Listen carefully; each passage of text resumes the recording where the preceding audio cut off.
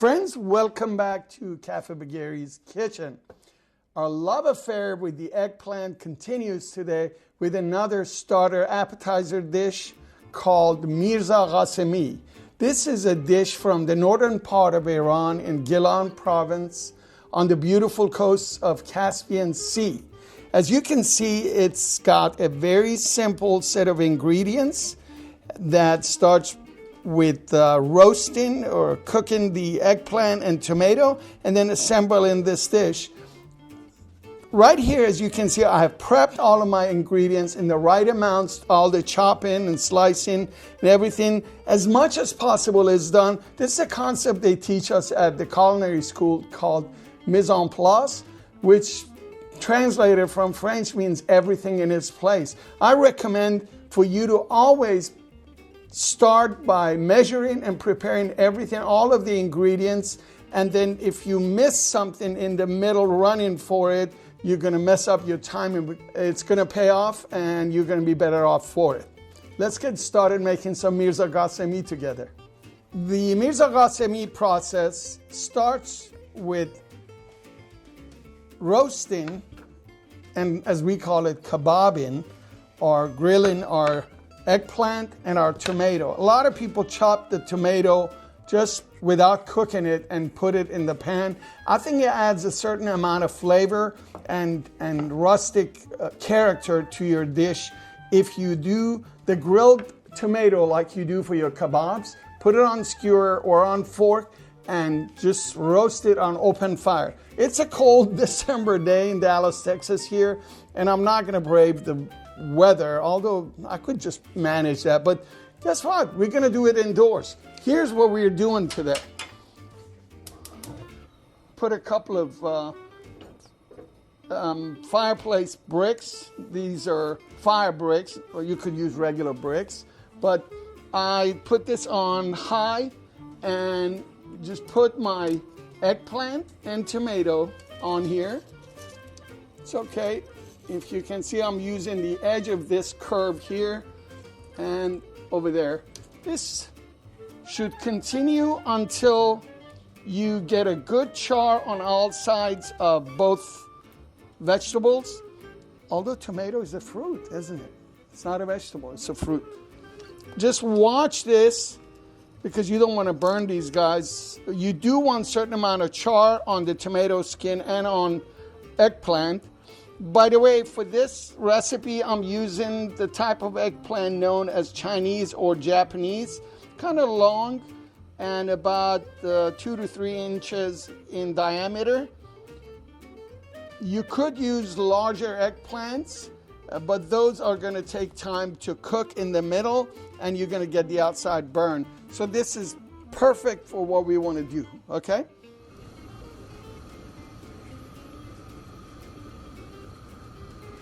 So the inside is cooking, as you can see, as evident by the tomato skin shrinking, and you see the foaming and bubbling on the surface.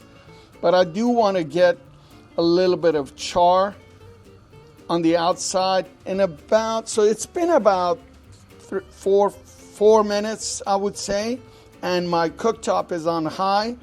What I would like to do is I will remove one of these bricks so I can get closer to the actual flames. There you go. That way I achieve some char on the outside. I want the skin color changed dramatically. So I cook the inside from a higher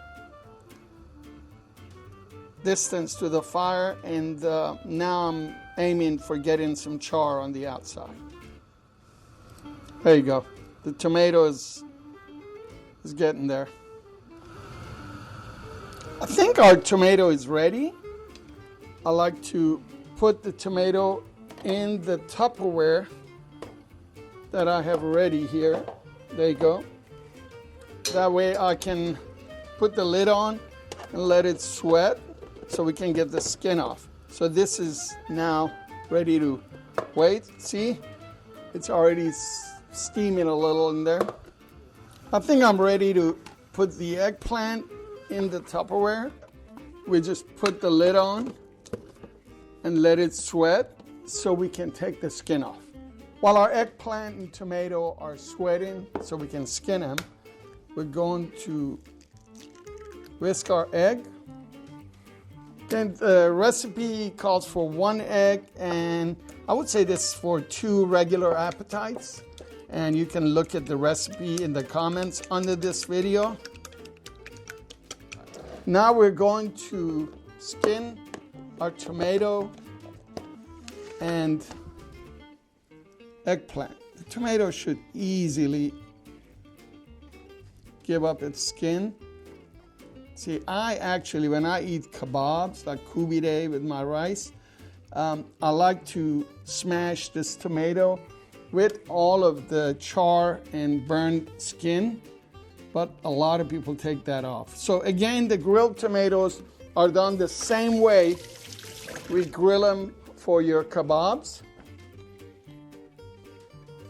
I'm gonna take this stem off, we don't need it. And you notice I'm not wearing gloves because this part of the job is very hard to do with gloves on your hands. Or at least it is for me, because you're gonna need to pinch that skin and slip it off. There you go. Very easy. Of course, as my wife would tell you, my hands are made of asbestos because I've used them handling a lot of hot stuff in the kitchen, but don't do this, it could burn you. So next, we're going to chop both grilled vegetables. I know I'm going to get a comment about grilled vegetable and tomato because people will remind me that tomatoes are not a vegetable. There you go. See these strings, the way eggplant is formed? If you don't chop these across, they're going to end up kind of stringy in your final dish. And generally, we don't want that.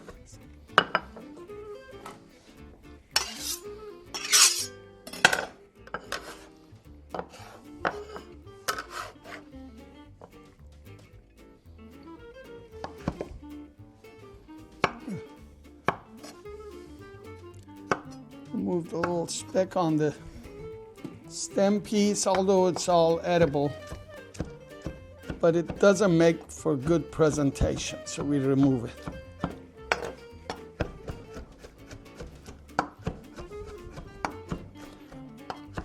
Now this grilled tomato, it's a dish by itself. A little salt, pepper, and sumac, and you can go to town. It's the best sauce for any meal. So we're going to gather this.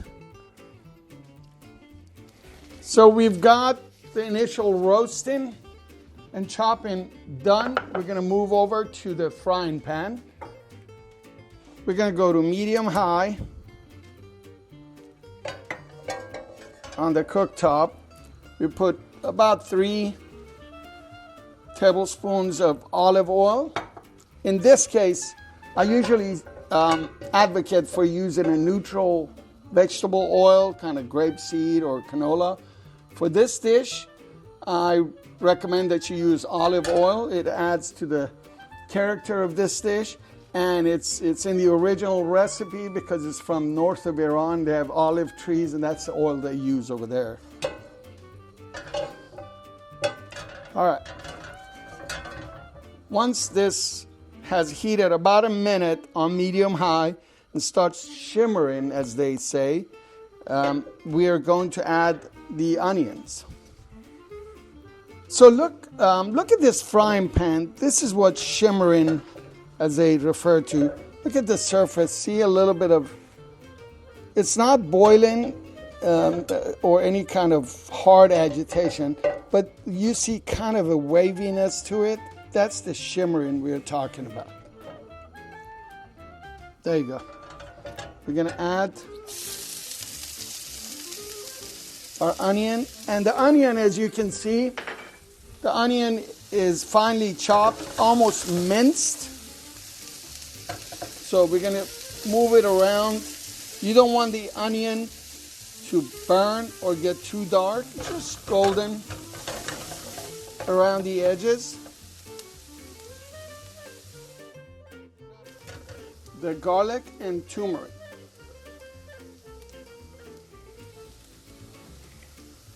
There. Just push it around until aromatic. You want this turmeric and garlic to get distributed thoroughly. Still on medium high here. Now you put the salt, pepper, and some cayenne if you're using. I'll just put a pinch of cayenne pepper with the salt and pepper. Again, the recipe is in the comments below. Now we're going to add the grilled tomato pulp and our tomato paste. It's a couple of teaspoons. There you go. And push it around. At this point, after about a minute, if you see that you need a little more liquid in there, which is the case right now, we're going to add a couple of tablespoons of water and push it around until it's well mixed. We lower the heat to medium. This is now ready with salt, pepper, and all the spices for our eggplant. Here's our eggplant pulp that goes in there. We're going to mix this very well. You don't want this to get to reduce and get dry too fast. So it's okay to push it off the eye as you mix this and stir it in anticipation of the eggs being added, right? Minute and a half to 2 minutes should do it. Again, it depends on your cooktop, but I'm on medium still. There you go. This is smelling awesome. Okay, we're now ready to add our eggs. It's 1 whisk egg per this recipe. Push this around for about 2 to 3 minutes.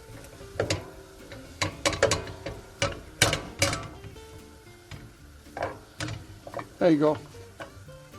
So keep pushing it around. Make sure it doesn't burn at the bottom.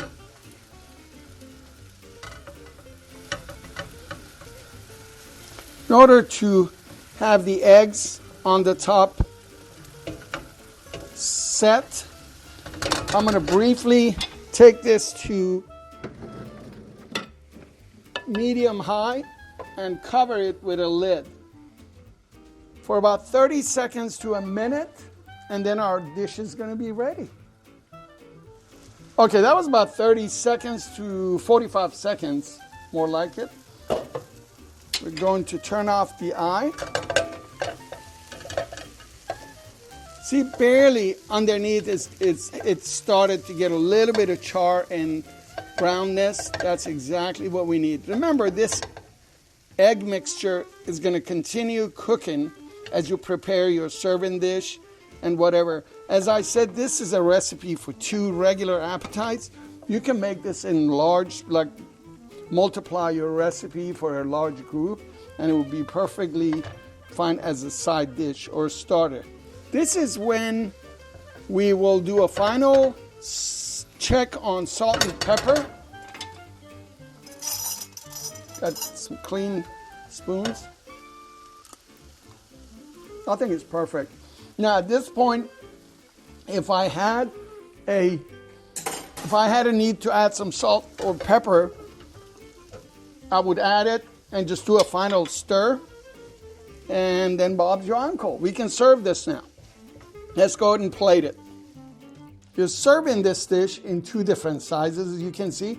And I'm using my ring molds for presentation because you want when you're plating your food, you want to go vertically up and present your food, right?